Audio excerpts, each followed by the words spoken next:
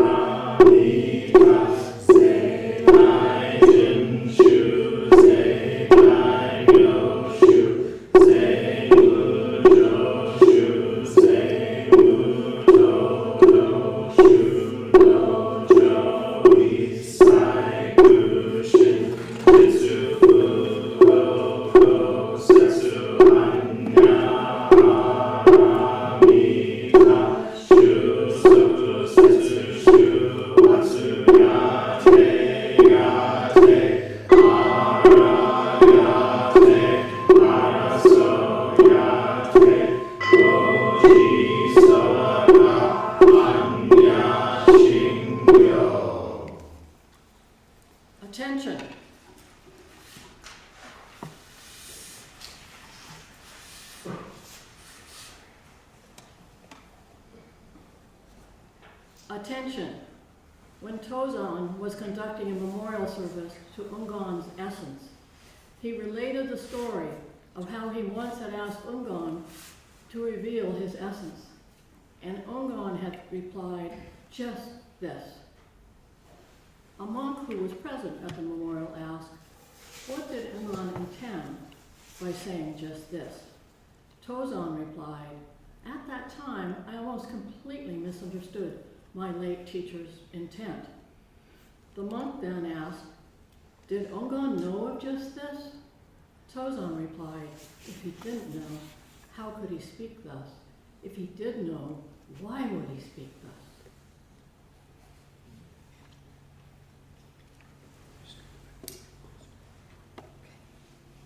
No, she has to be talking now.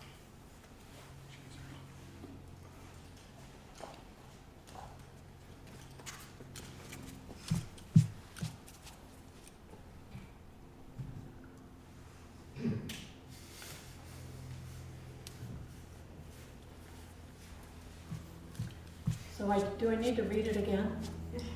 Could you hear me? It wouldn't hurt. Sure, I'll read it again. One more time, can always use it. Attention! When Tozan was conducting a memorial service to Ungan's essence, he related the story of how he once asked Ungan to reveal his essence, and Ungan had replied, "Just this." A monk who was present at the memorial asked, "What did Ungan intend by saying just this?" Tozan replied, "At that time, I almost completely misunderstood my late teacher's intent." The monk then asked, "Did Ungan know of just this?" Tozan replied, "If he didn't know, how could he speak thus? If he did know, why did he speak thus?"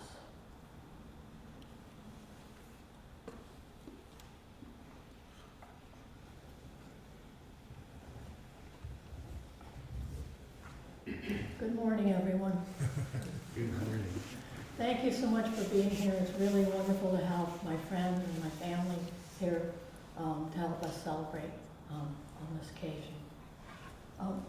Tozan, in this case, was a 9th century Chan teacher, and he actually founded the Sao Dong school of Chan Buddhism, which then became the Soto school of Zen Buddhism in Japan. And of course, that is our lineage. So he's very important to our lineage. In this case, Tozan tells of an earlier exchange with his teacher, Ungan, in which he was in China at that time. When you completed your studies with a teacher, you would usually leave and then travel around China working with other teachers. So Tozan had completed his studies with Ungan. I'm not sure how long he was there, probably a long time, and had completed his studies, had received transmission, and was about to take his leave of his teacher. So he tells this story, and you know, the thing about some of these stories is they're told in various sources, and so sometimes they're a little bit different in different stories, in different sources. But in another source, it says that Tozan asked, "If someone should ask me at some later date if I can recall your true face, what should I say?" So instead of essence, he says true face. And of course, Ungan replied, "Just this." And sometimes some sources say he said, "Just this is." And there's some other ways he says it as well. So what did Tozan mean when he was asking about a true face or essence? What is this essence? So what they're referring to is our essential nature, not our surface nature. This is the nature apart from our history, apart from our stories that we tell about ourselves or other people tell about us, apart from our image or our status or any position that we might have. It's our original self, and sometimes called true self and sometimes called Buddha nature. So just this. he says, in response to the question about essence or true face. Like Tozan, who at first does not understand, most of us don't understand when we read this. I sometimes, I wish we sent out the commentaries when we just send out the case, but sometimes it's very, when I picked this case, and I really picked it because of the phrase, just this, which is something that I relate to. And then when I started reading and studying the case, I thought, oh my gosh, where have I got myself into? So, but now I love it, because it just keeps opening and getting deeper for me, which is really wonderful. So, after Tozan left Ungan, he began to travel, and as I said, he didn't understand, as he said, he didn't understand what his teacher meant. And then at one point he was crossing a stream, and he looked into the stream, and he saw his own face reflected in the water. And he doesn't tell us what happened. He doesn't tell us what aha moment he actually had, but he did write a verse about it, and so that tells us something about his insight. So the verse is, do not seek him anywhere else, or he will run away from you. And in some translations it says it, do not seek it anywhere else, or it will run away from you. So do not seek him anywhere else, or he will run away from you. Now that I go on all alone, I meet him everywhere. He is even now what I am. I am even now not what he is. Only by understanding this way can there be a true union with the self. So this tells us two things. One is, when we're looking for this essential self, or Buddha nature, or whatever it is that we're looking for, don't look anywhere else but yourself. Look inside yourself, look at your own experience directly. And the second thing is, it says that this essence, or this true self, actually includes everything. It's not separate from anything that exists. And that, all of our experiences, our thoughts, the objects that we behold, all of those things are actually our own. They are part of us, and they are part of that same essential nature. So to truly understand this idea of essence, we need to understand two basic things. That our activity, our experiences, actually I said two, just one. Our activity, our experiences, the whole world, the whole universe, the whole shebang is part of it. And all of that is just this as it is. So during the memorial service, when Tozan tells the story, a monk that was there asked, did Ungan know of just this? And Tozan replies, if he didn't know, how could he speak thus? If he did know, why did he speak thus? Ungan's this is beyond concepts and words and notions. We really can't speak about it, and yet we speak about it. We really can't speak about it, we can't touch it with our words. And so when he's asking, why would he speak thus? I always think, why would he dare speak thus? Why would he dare try to describe this? So this can only be experienced directly, and we hear it beyond words. We see it beyond words. So how can we express this?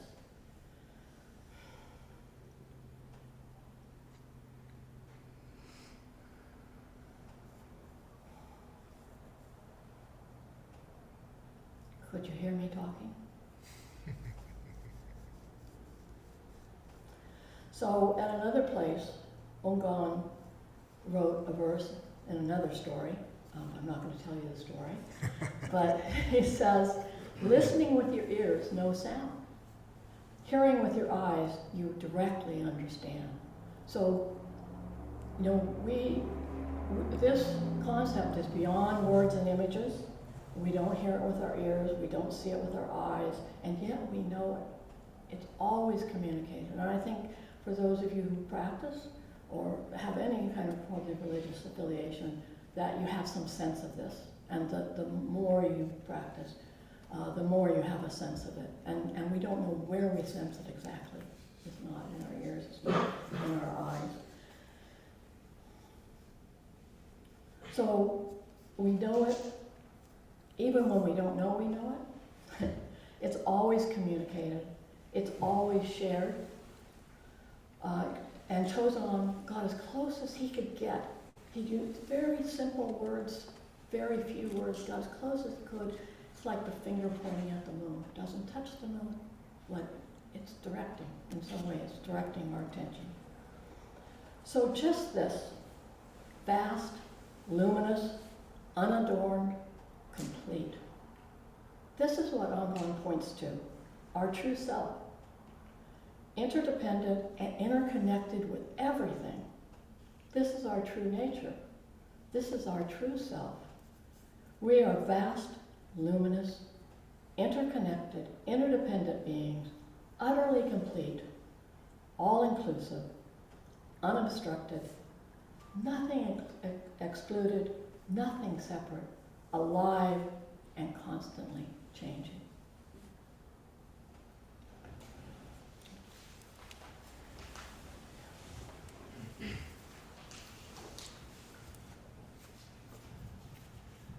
There is a verse about this case, and I've asked Kaiku to recite.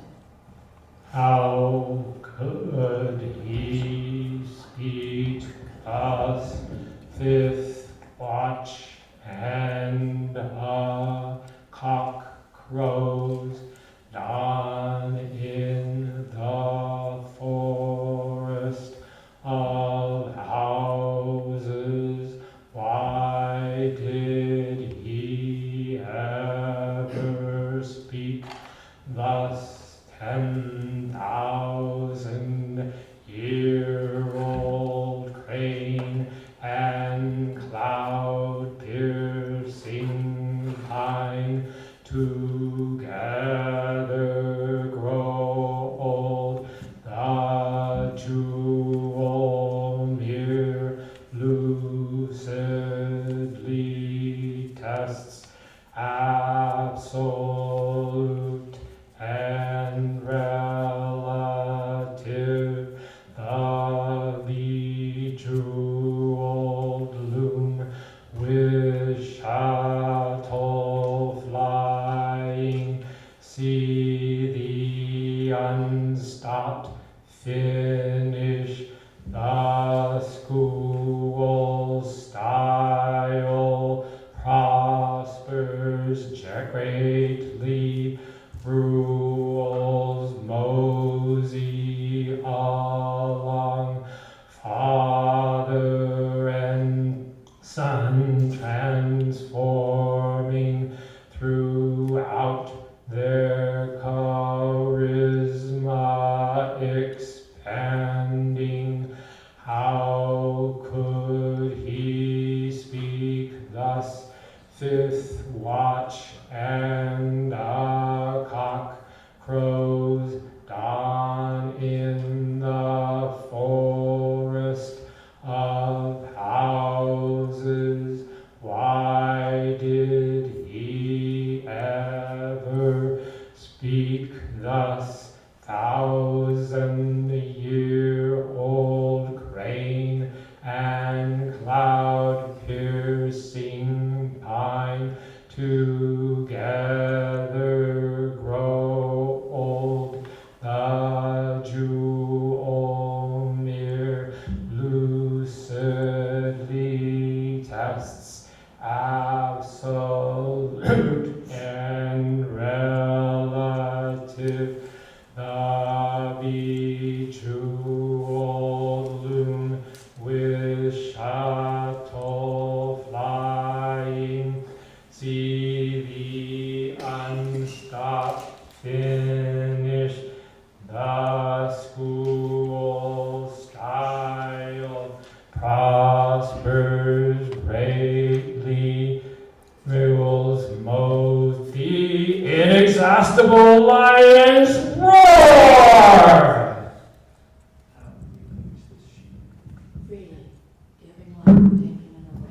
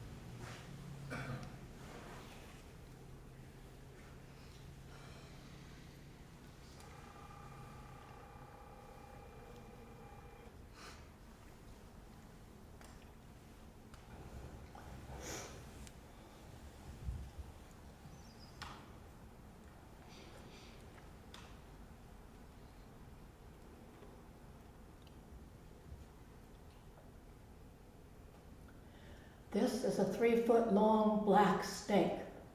A long time ago, it had become a kampura flower on Mount Gudakutra. And at Mount Shorin, it had become a plum blossom. Sometimes it transforms into a dragon and swallows heaven and earth. Sometimes it transforms into a diamond sword with the freedom to kill and give life. Right now, in accord with the order of my teacher, it lies in my hands. I feel like a mosquito trying to bite an iron bowl. However, having been assigned as head trainee, I have to fulfill my duties. Now, you dragons and elephants in this Dharma hall, confront me in Dharma combat. Kaiko, you go first. Attention, head trainee. I had a question for you and you already answered it. I had 2 questions for you and you already answered them. So I'm going to take something for the board. It says father and son transforming throughout their charisma expanding. What is this charisma? Well, what they're talking about is Tozan and his teacher Ungan and the understanding that they had expanding through their lineage to our day. And how do we express that charisma today? Just by being. Thank you for your answers. May your life go well. Attention, head trainee. Often in times like this, I find it hard to know what to ask. And often in my koan practice, I find myself frozen completely sometimes singing. But then again, I love the beauty of this ceremony. And you're right about the words not being able to necessarily touch on it. As far as this koan not being able to necessarily ask your question, I feel its closeness. And so with all of that in mind, what should I take from this experience this morning?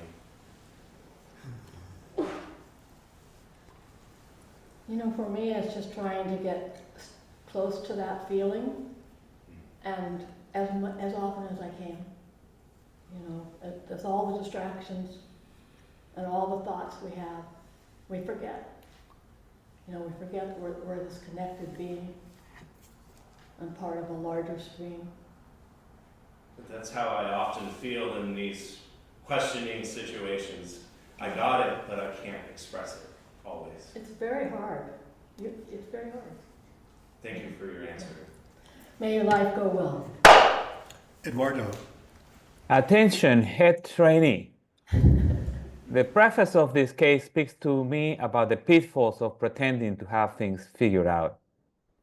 Yet I read somewhere that everything has its uses. My question for you is then, does pretending has its uses? Could you repeat that? Does pretending? Have a use. Have a use. Yeah, is it useful to pretend sometimes? Yes, it is. And I think many people in practice, act as if, and out of acting as if, comes some understanding. You know, we go along with things and we try things. We don't really know what their meaning is, but as we do them, out of doing them comes understanding. I think maybe understanding comes better that way than with words. Okay, I have another question for you. Oh, you've done your limit. No, you can Where did you get those super cool white socks? Oh, they're an Amazon special. But I've had them for a long time. So. Thank you for your answer. May your life go well. Kanjo. Attention, head trainee. Hi. Dear Kanjo. So you said in your talk that Tozan was about to go out on pilgrimage, so to speak, Yeah. after having received transmission from his teacher, Ungan. But if he misunderstood his master Ungan when he said just this, and yet he received transmission, what hope do I have? Can I You answer know, that? No. I'm afraid so. You don't have any hope. What are we- I don't know what hope do any of us have. You know, I mean, you remember I said that I heard someone say, sometimes we get it and sometimes we don't, and everybody sometimes gets it and sometimes doesn't. Doesn't matter who they are, if they're Zen, it doesn't matter who they are. And the hope is that we keep returning, I think. And that's why we call it practice. Thank you for your answer. May your life go well. Laura, Attention, head trainee. I have a question for you. Okay, turned a somersault. No more somersaults for us. How does the Bodhisattva practice in an aging body? I'm finding out. You know, we adapt and we accept that sometimes we can't do things perfectly. And we just keep trying as long as we can keep trying, I think. I don't know what more to say about it, but I just keep trying, I keep showing up. And in some way, you know, it humbles me, and that's a good thing. And I find meaning in the difficulties. I've seen you come back again and again. What have you learned from these difficulties? You know, it's wonderful to be alive, even when I'm complaining. I like to complain, it makes things go easier sometimes. I guess I've just learned that I'm an ordinary human being, and I love that. That's good. And I don't need to be anything more. Thank you for your answer. May your life go well. I have to tell you, that's my oldest friend in the world, so she's also a Zen teacher. I love Michael. you, Deborah. What? I love you, Deborah. I love you too, Laura. Good to see you. Michael/Daishi. Attention, head trainee, I have a question. In the commentary, it says, rules mosey along. Why do we have rules? Why do we have traditions? Why do we study our lineage? Why don't we just sit in silence?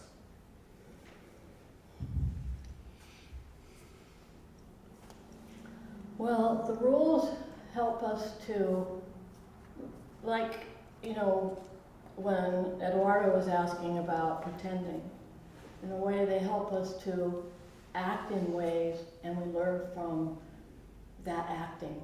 You know, we learn by carrying ourselves a certain way, or bowing a certain way, doing certain things. We kind of find ourselves within that. And the other thing is, I think that it kind of evens us all out, you know, that we're all the same.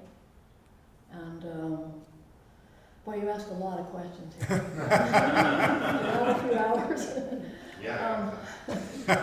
I think, you know, I think, you know, for me, I can't really answer for all of Zen why we study the tradition. I could, but there'd be an intellectual understanding. And, you know, for me, the more I study, like this koan, I feel like I've met an old friend I haven't seen for years, and we're completely in tune. When I begin to understand, you know, and like I'm having a conversation with the deepest part of myself, which I don't usually have with people, you know. So for me, that's why I study the traditions, you know. I also like to break the tradition, so, you know, I think that's good too, a little bit.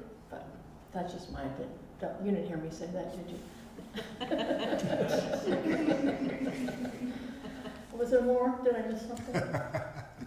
No. Thank you for your answer. May your life go well.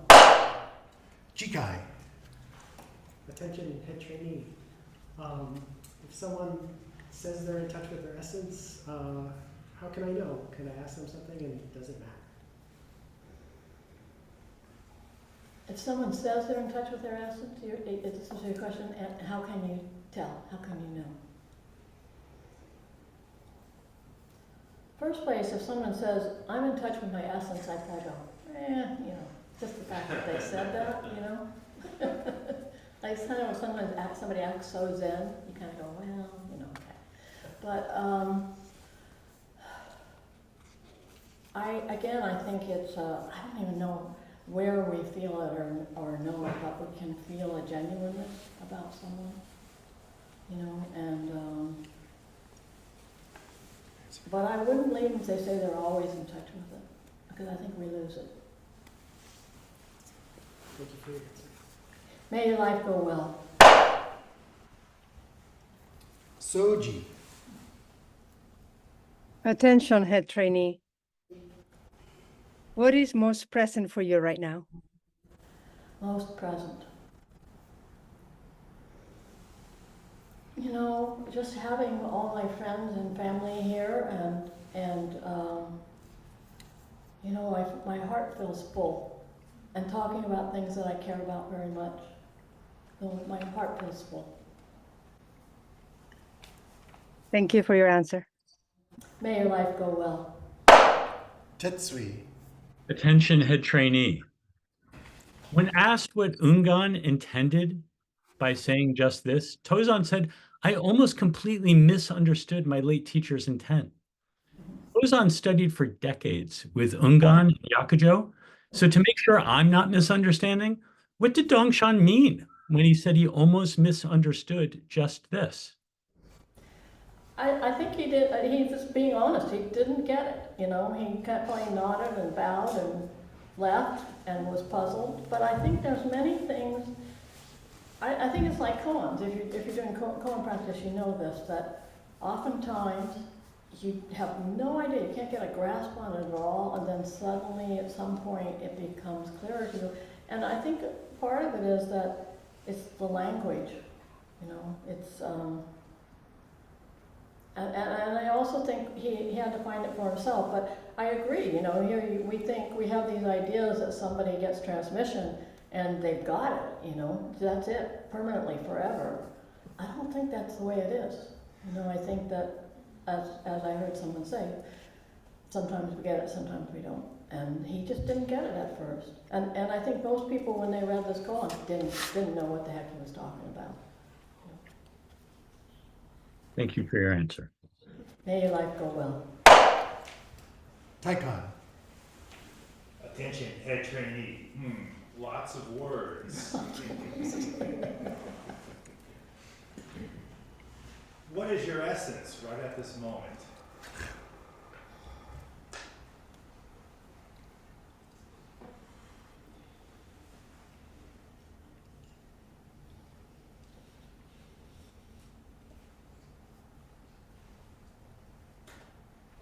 Show me.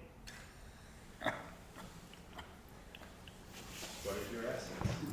I'm sorry, I'm showing you, but you can't see it. Actually, it's a secret. Let me help you. Fifth watch and a crowd of cock crows. Show me your essence. Fifth watch and a cock crows is about maturity and practice. Show me the crow. There you go. Thank you for your answer. May your life go well. Gikai.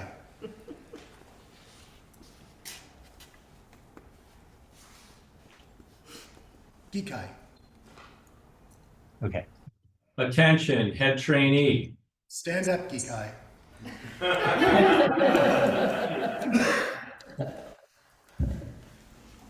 What do you think of Ungan's answer?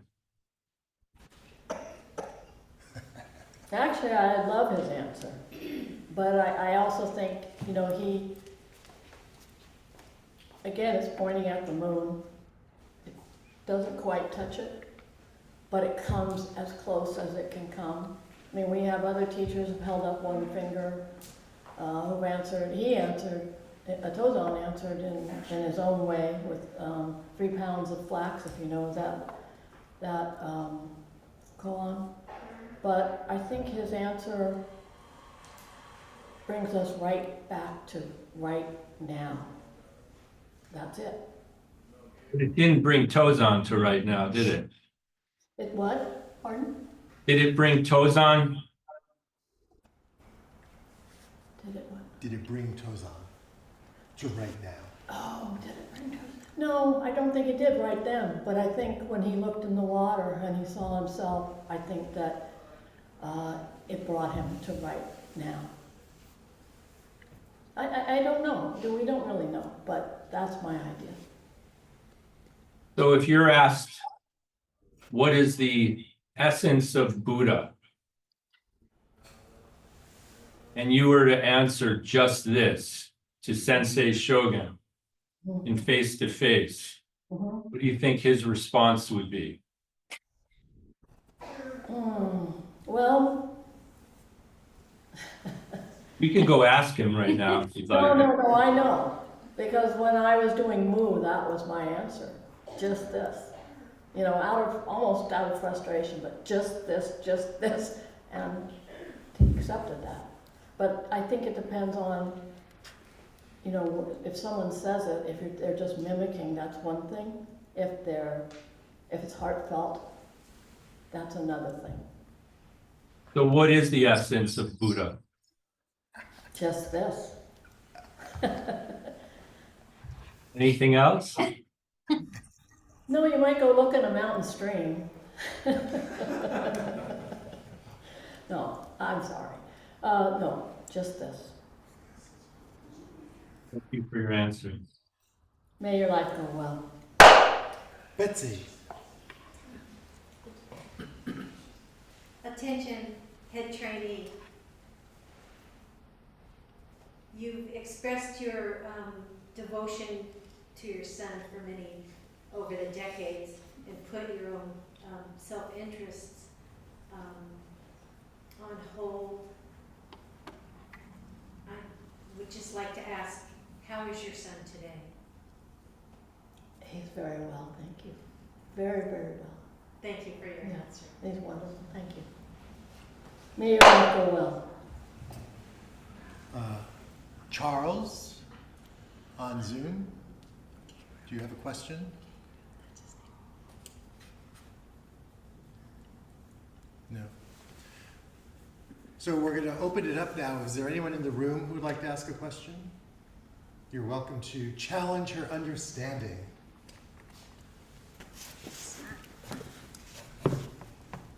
Attention, head trainee. I was gifted a book by Sensei Reverend Koan, the Bishu Urumaga, which translates as The Path to Purification. And in this reading, I was shocked and surprised that there's two kinds of Dharma. D-H-A-R-M-A, or capital D-H-A-R-M-A. What are you now? I just want to answer just this, but out of kindness, I'll try to answer it differently. I'm both. Thank you. May your life go well. Anyone else in the room? Attention, head trainee and mom. Just to address, I am doing well, but I was a little embarrassed to be brought up, but proud of my mom. Yeah. So, for many years, I've read that poem on the wall in the bathroom about the one bright pearl. And I was wondering what the difference between just this, or what the similarity is, either one between just this and the idea of one bright pearl. I think they're the same thing. I think they're the same thing, both include everything, and they're just different ways.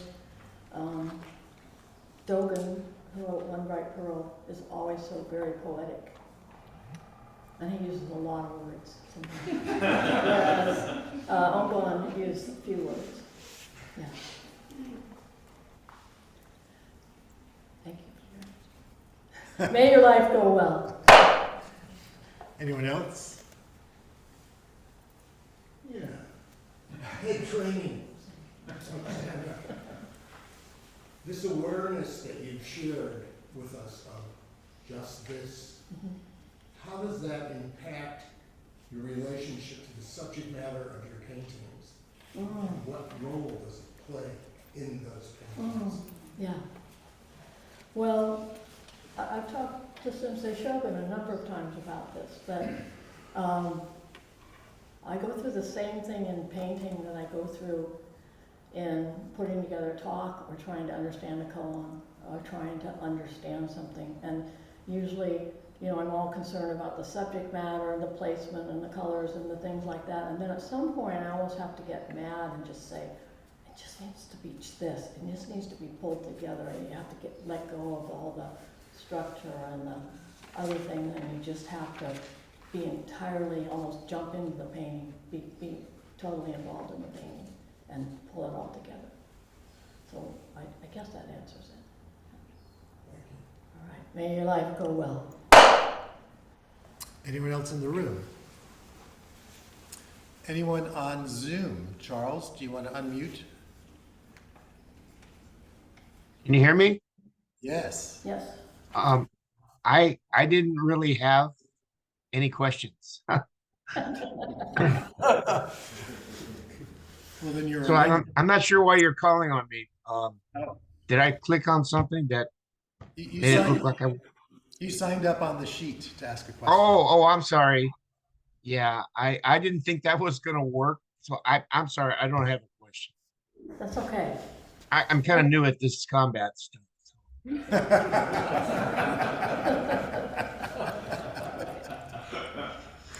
All right, may your life go well. Anyone else on Zoom? Hold on. Slow down. She may not be done yet. There's still some chances here. Anyone else on Zoom who would like to ask a question? You can unmute yourself. Susan has a question. Oh. Susan, in the room. Attention, Head Trainee and friend. I appreciate your explanation of the koan, as I did find it confusing.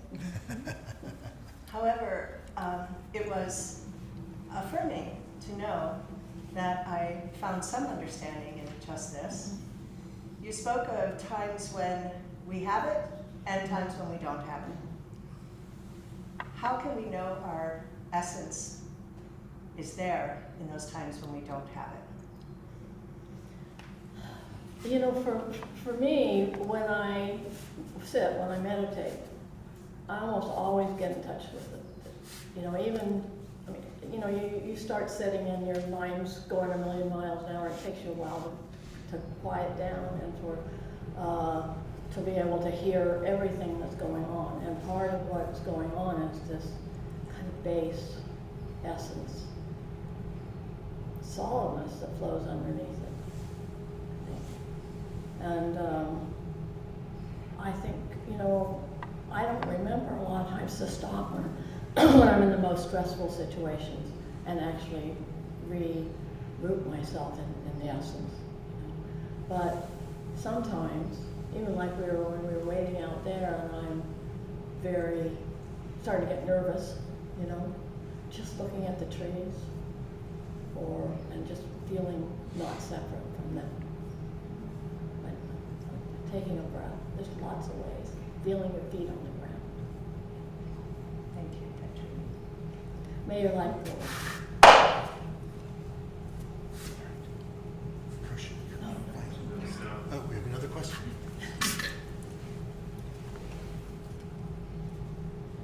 Attention, head.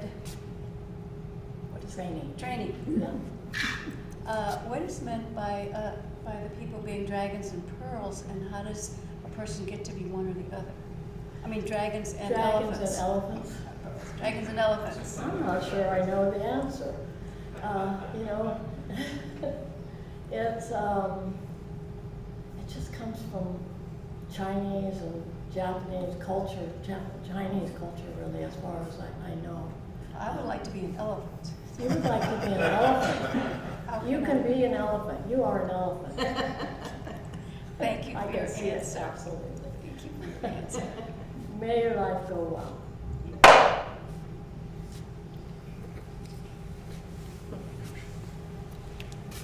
Attention, Head Trainee. There's been a bunch of great questions and a lot of what I thought of asking. But what comes up for me is what came up at our brother Taikon's Hossen last year. Sometimes I feel held back by life. There was a phrase in that. And that is, ever since I came to Buddhism, I've practiced and been confounded by this Buddha nature. As I look around my senses, every day, I see human nature, cruelty, injustice. There's a lot of different words for it. And I've had the experience of decades and decades of this view and relatively short period of time in practice trying to figure out what is this Buddha essence, what is this Buddha nature, what is, that I always imagine is good. Can you steer me in the right direction? I don't know. It's a question of how do I proceed, I guess. I think that, it's very hard, and I'm not sure I know everything about this at all. But I think Buddha nature is untouched by good and evil.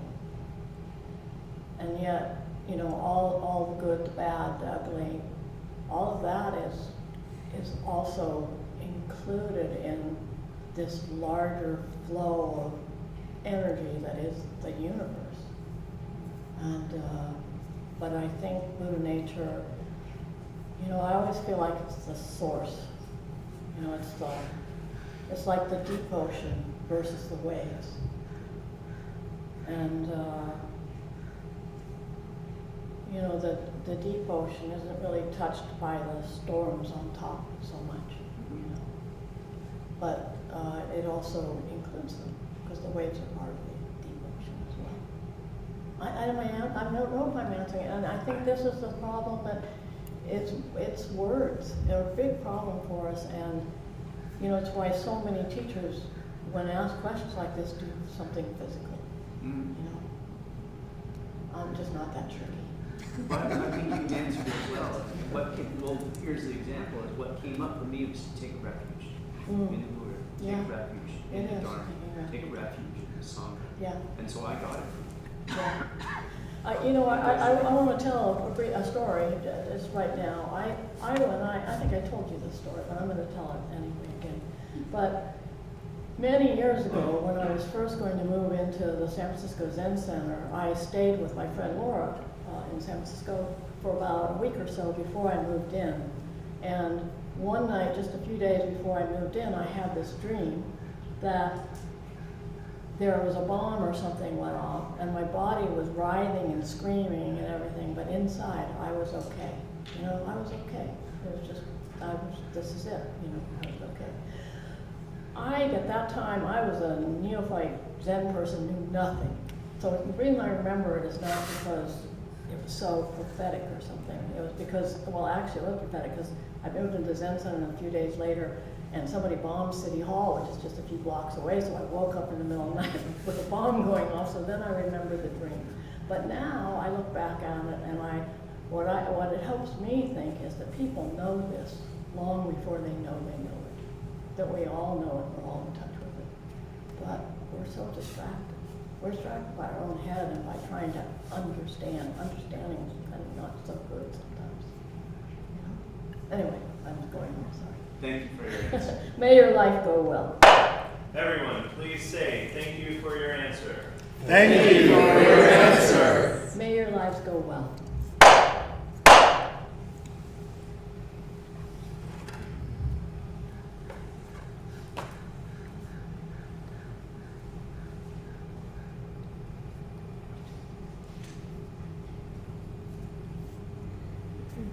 Being immature and insufficient in training, I was not expecting to be assigned as head trainee.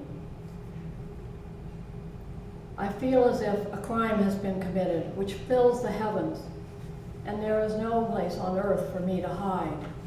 I hope that there is enough water in the Pacific for you to wash my words from your ears.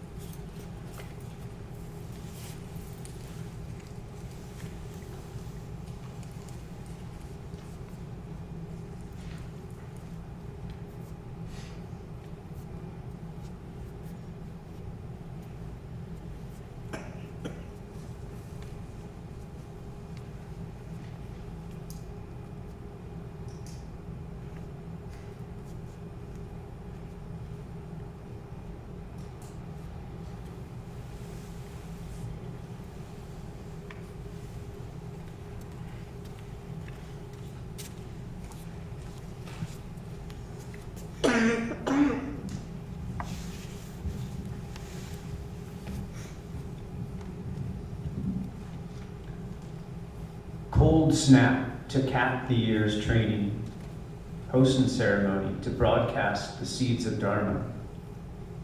And at the heart of it, one bright pearl, sitting in the garden, cool air, warm sun. Just this, just that. Congratulations.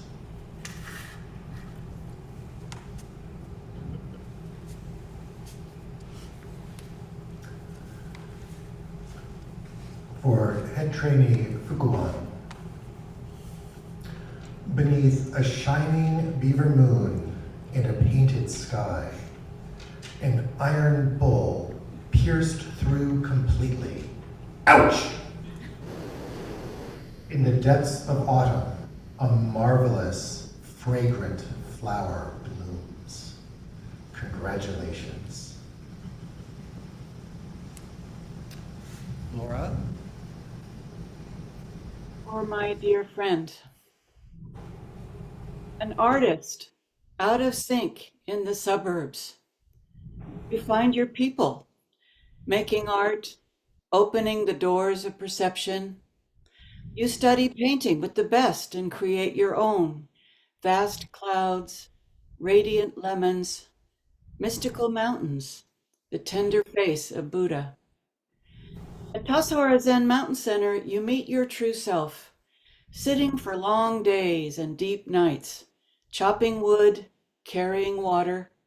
This is your Buddha, your bamboo seal, the heart of practice that you will carry with you always. Back in the world, you lose your way and find it again. Then you hear your calling, teaching art and raising son Gabriel. Returning to the path of practice with others, this joyful hermitage is built on solid ground, yet it sways gently with the winds of impermanence. A monk walks out into the mist. When she returns, her robes are damp.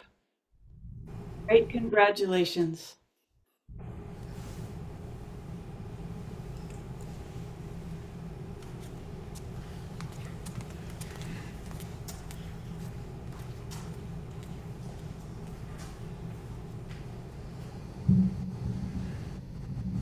A new Sangha, far from the streets of San Francisco and the mountains of Tassajara.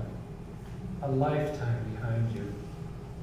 And now, right in the middle of things, Dharma talks, chanting, board member, and Dharma sister. Paint to brush to canvas. Living your life one day at a time. Congratulations.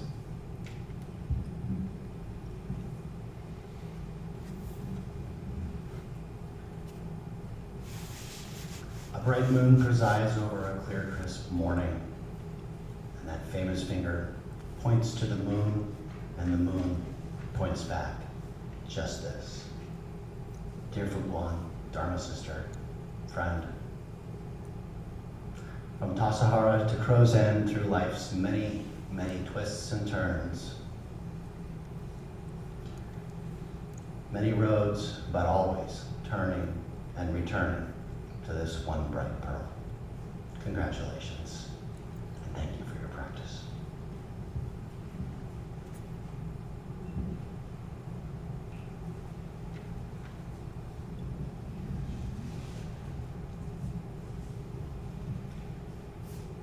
Chiku in Fuku-an, bamboo seal, joyous hermitage. Is it Fuke or Fuku-an turning a somersault? Perhaps both. Ah, a complete manifestation of the artist's Buddha nature. We grow old together, you and I, with that 1,000-year-old crane and cloud-piercing pine. From your joyous hermitage, brush strokes on an empty canvas, painting the unpaintable. Are you meeting it everywhere? Wait, it's time to walk Odi. just this is. Congratulations, dear Fuku-an, on completing your year as head trainee. Well done. Indeed, well done.